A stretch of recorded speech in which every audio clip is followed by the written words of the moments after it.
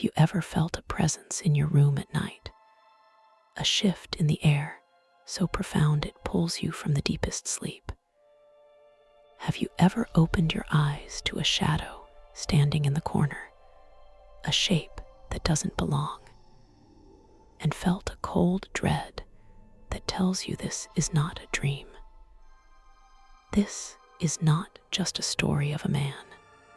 This is the story of a phantom, a living ghost who haunted the sun-drenched streets of Los Angeles, turning the California dream into a suffocating, waking nightmare. He was a monster made of flesh and bone, but the terror he created was eternal. The summer of 1985 was a furnace.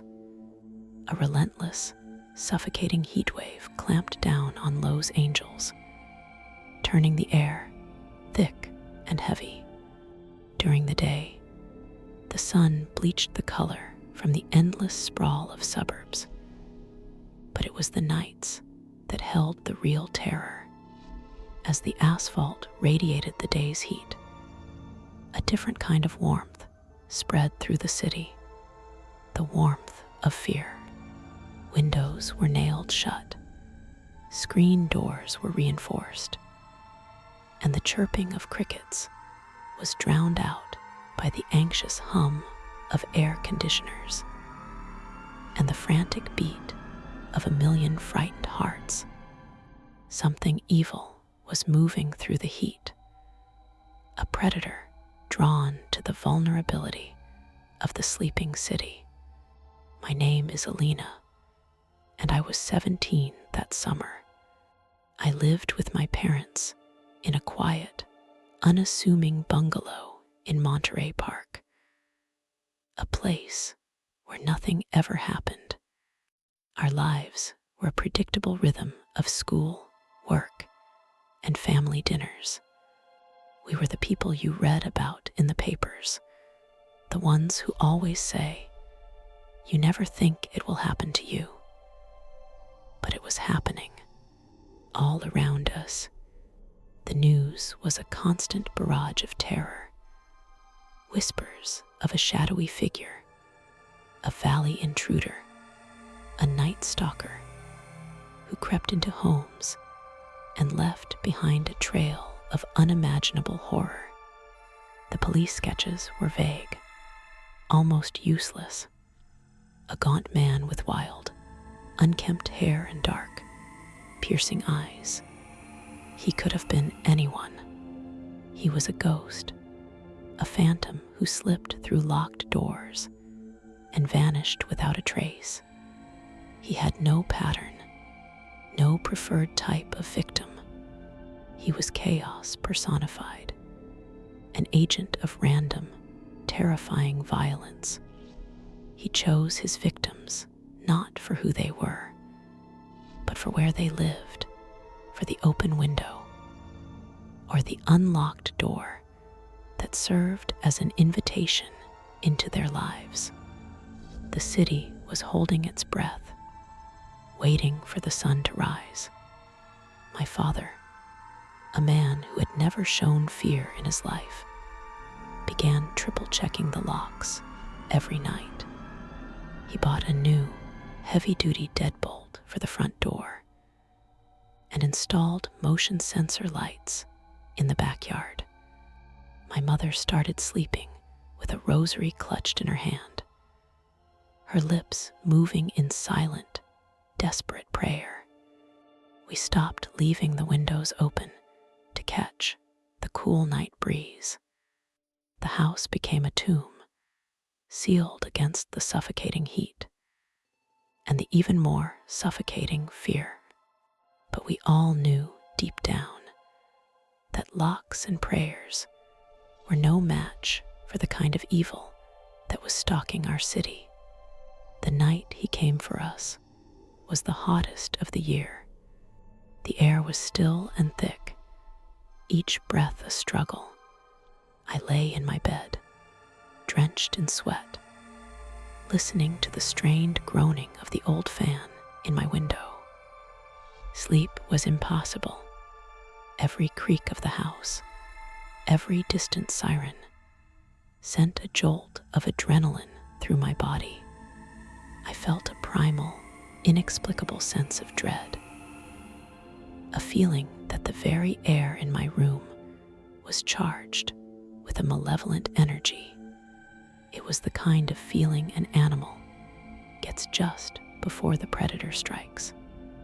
It started with a sound, a soft, scraping noise from the back of the house, so faint I almost dismissed it as a branch scratching against the siding. But it was rhythmic, deliberate. Scrape, pause, scrape, pause. My heart hammered against my ribs. A frantic bird trapped in a cage. I strained my ears, trying to convince myself it was nothing. But the sound was too precise, too methodical. It was the sound of a screen being carefully, patiently cut open. My blood ran cold. He was here. The ghost was at our door. I crept out of my bed, my feet silent on the cool linoleum floor. My mind was a whirlwind of panic. Should I scream? Should I hide? Every horror movie I had ever seen flashed through my mind, each one ending in a brutal, bloody finale. I tiptoed to my bedroom door and pressed my ear against the wood. I could hear movement in the kitchen now, a soft, shuffling sound, like someone trying to move through an unfamiliar space in the dark. A floorboard creaked. He was inside. The monster was in our house. Then I smelled him. It was a strange, foul odor that slithered under my door. A smell of unwashed clothes, stale sweat, and something else, something metallic and sickly sweet, like old, dried blood. It was the smell of decay, the smell of death itself. The scent filled my nostrils, my lungs, my very soul. It was the smell of pure, unadulterated evil. I backed away from the door, my hand clamped over my mouth to stifle the scream that was clawing its way up my throat. The doorknob to my room began to turn. Slowly, deliberately, the soft click of the latch was the loudest sound I had ever heard. A gunshot in the suffocating silence of the house.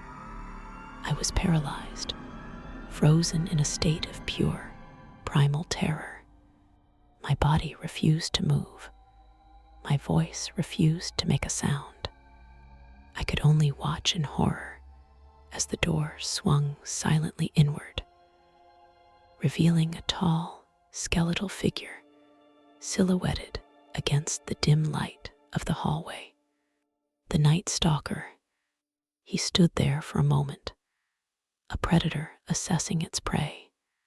I couldn't see his face, only his gaunt frame and a wild mane of dark, greasy hair.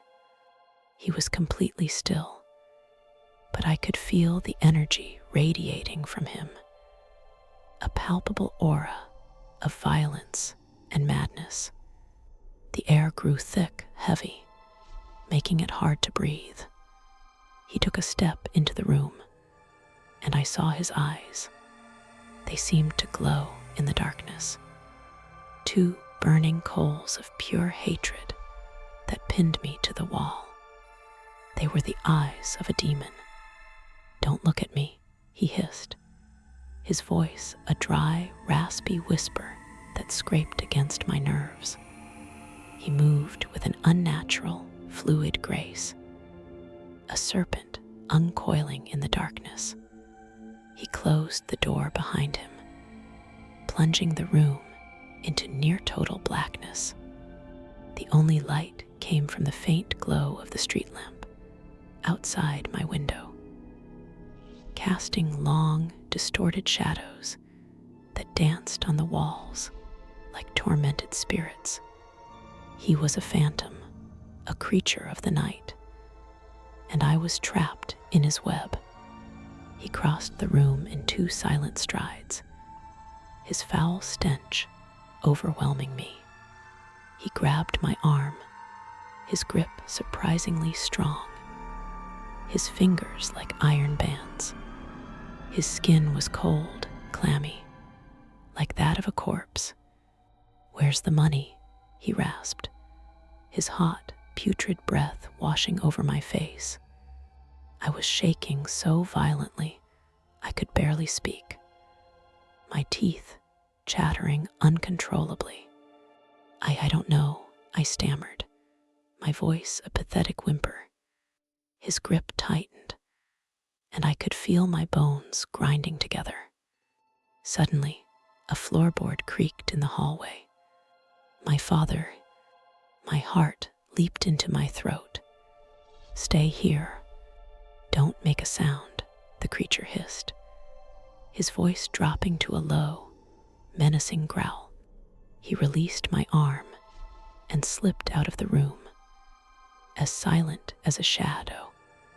I heard my father's voice, confused, sleepy. "Elena, is everything all right?" And then a sickening thud, followed by a choked, gurgling sound. My mother screamed, a high-pitched, piercing shriek of pure terror that was abruptly cut short. The silence that followed was more terrifying than the screams. It was a heavy, profound silence, the silence of a tomb. I knew what had happened. The monster had killed them. He had snuffed out their lives with the same casual indifference as stepping on an insect. I was alone with him now, alone with the devil. The thought broke through my paralysis. I had to get out. I had to run. It was my only chance. I scrambled to my window, my hands fumbling with the latch. The old fan was wedged in tight, a flimsy barrier between me and the outside world. I pulled at it, my fingers raw, my nails breaking. Behind me, I heard the door creak open again. He was back. "I told you not to move," he snarled, his voice laced with a cold, terrifying rage. I gave the fan one last, desperate heave, and it tumbled out of the window, crashing onto the bushes below. I didn't hesitate. I threw myself through the open window, heedless of the 2-story drop. I landed hard in the prickly bushes, the branches scratching my face and arms. But I barely felt the pain. Adrenaline surged through my veins, a powerful, life-saving drug. I scrambled to my feet and ran.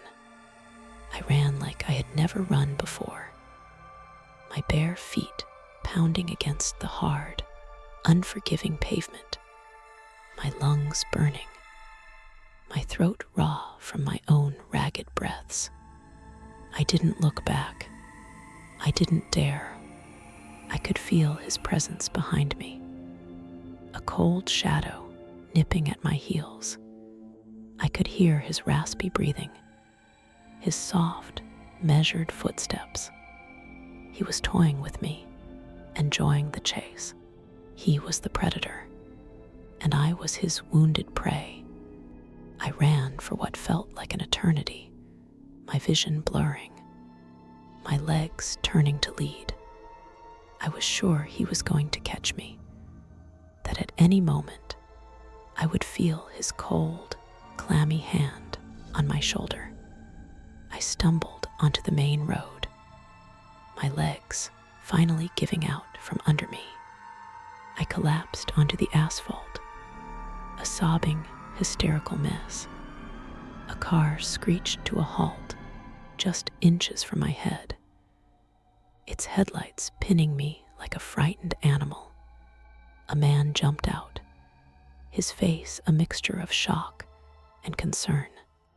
He was shouting something, but I couldn't understand him.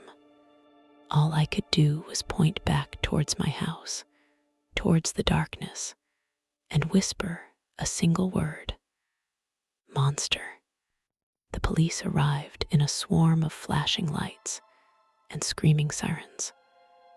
Their arrival, a stark, violent intrusion into the silent, sleeping neighborhood. They found me huddled in the back of the stranger's car, wrapped in a blanket, shaking uncontrollably. They tried to question me, but I was incoherent, my words a jumbled mess of terror and grief. I kept seeing his eyes, those burning, demonic eyes, every time I closed my own. They found my parents in the hallway. The official report would use cold, clinical terms to describe what he had done to them. But I knew the truth. It wasn't just murder. It was a desecration. He had not just taken their lives. He had taken their humanity. He had turned our home, our sanctuary, into a slaughterhouse, a place of unspeakable horror. The foul, sickly sweet smell of death hung in the air, a permanent stain on my memories. I gave the police a description, as best I could: tall, gaunt, with wild, dark hair and rotting teeth. But it was his eyes I described most vividly. They were empty, soulless, the eyes of a shark. And his smell, I would never forget that smell. The police listened patiently, their faces grim, but I could see it in their eyes. They had heard it all before. I was just one more victim, one more voice in a growing chorus of terror. The weeks that followed were a blur of grief and fear. I went to live with my aunt, but I never felt safe. Every house felt like a tomb. Every shadow held a monster. I couldn't sleep. The moment I closed my eyes, I was back in my room, with him standing over me, his cold, dead eyes boring into my soul. I would wake up screaming, drenched in a cold sweat, the foul stench of him still fresh in my nostrils. The city was in a full-blown panic. Gun sales soared. People bought guard dogs. Neighborhood watch groups patrolled the streets. But the Night Stalker continued his reign of terror, seemingly unstoppable, a supernatural force of evil. He would strike at random in different parts of the city, leaving behind a trail of death and satanic symbols. He was a ghost, a demon, a creature that defied all logic and reason. Then one day they caught him. It was almost anticlimactic. He was cornered by an angry mob, a group of ordinary citizens who had finally had enough. They held him down until the police arrived. His face was plastered all over the news. Richard Ramirez. It was a name, a human name, for the inhuman monster that had haunted my nightmares. Seeing his face, his bruised, defiant sneer, did not bring me peace. It only made the fear more real. The trial was a circus. He reveled in the attention, flashing satanic symbols at the cameras, his eyes still filled with that same cold, defiant hatred. He showed no remorse, no emotion other than a smug, arrogant pride in his own evil. He was a black hole of humanity, a void of empathy and compassion. Listening to the testimonies of the other survivors, I realized how lucky I had been. I had escaped with my life, but a part of me had died in that house.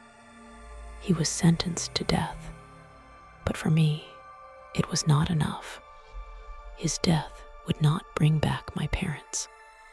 It would not erase the scars on my soul. It would not silence the whispers in the dark. The monster was in a cage, but the fear he had unleashed was still free. It lingered in the air, a poisonous miasma that had settled over the city, a permanent reminder of the summer of terror. Years have passed since that night. I am no longer a 17-year-old girl. I am a woman with a family of my own.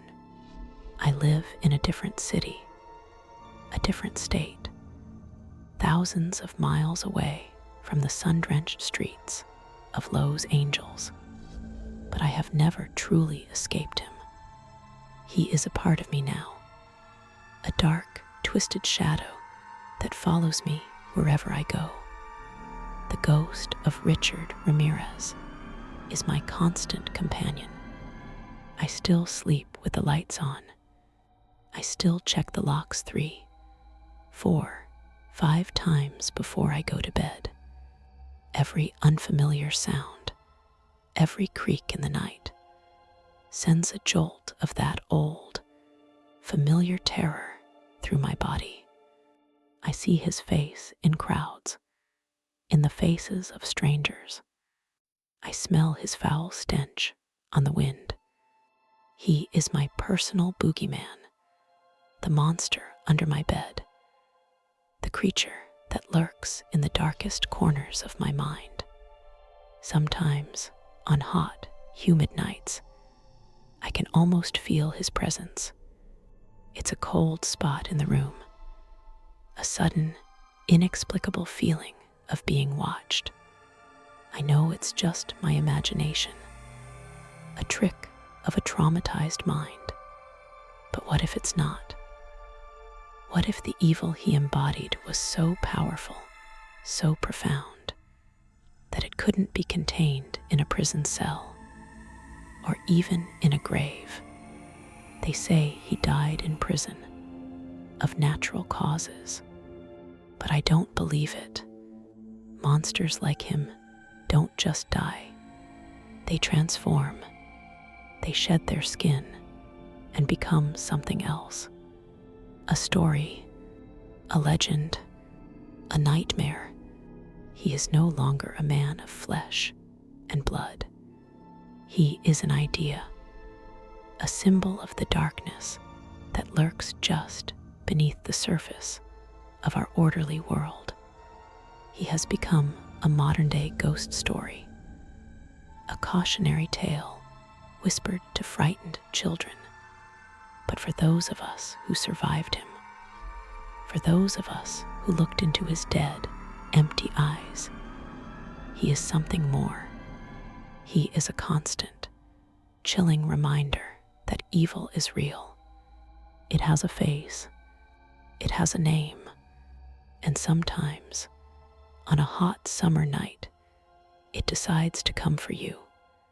Is it possible for a person to be so evil that their spirit becomes a permanent stain on the world? A psychic scar that can never heal? I believe so.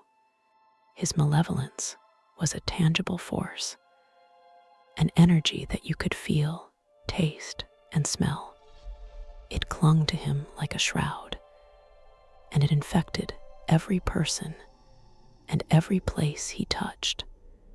Our house was torn down years ago, but I know that if you were to stand on that empty lot at night, you would still feel him there.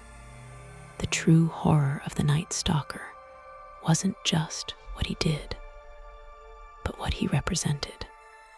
He was the embodiment of random chaos, the faceless fear that that your life could be ended for no reason at all. He shattered the illusion of safety, the belief that we are secure in our own homes. He proved that the monsters are not just in stories. They walk among us, hiding in plain sight, waiting for their moment to strike. So tonight, when you go to bed, when you turn off the lights and lock your doors, ask yourself this: are you truly safe? Or is there a shadow moving through the heat of the night? A phantom with cold, dead eyes and the stench of the grave, searching for an open window. Because the ghost of Richard Ramirez is more than just a memory. It's a terrifying possibility that lingers in the darkness, waiting